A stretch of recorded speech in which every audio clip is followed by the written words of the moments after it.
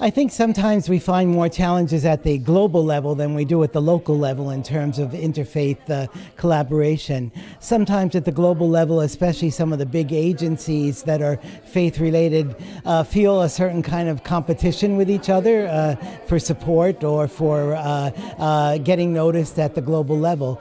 But at the local level, many communities, there's a good interfaith collaboration. People know that they may have a different set of theological beliefs, but practically when you're facing a crisis like Ebola or some other humanitarian crisis, people work together, they know each other from local communities, and they're not so afraid to collaborate with each other.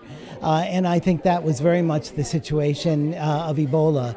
In Sierra Leone, which has a larger Muslim population than the other two affected countries, and has a smaller Christian population, there was very good interchange at the level of the religious leaders in the country, as well as at the level of the local communities.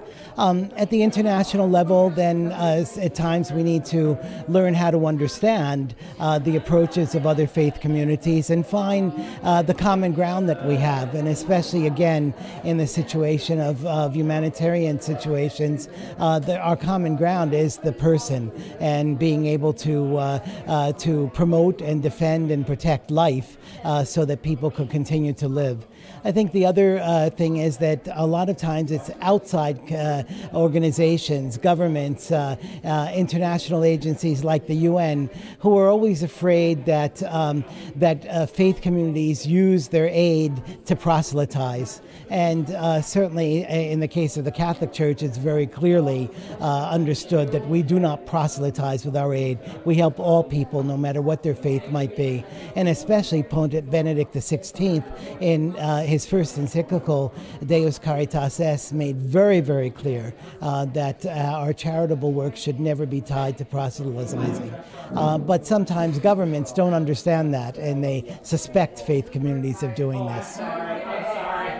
Could you tell us what has been done by Caritas Internationalis with regard to this Ebola crisis?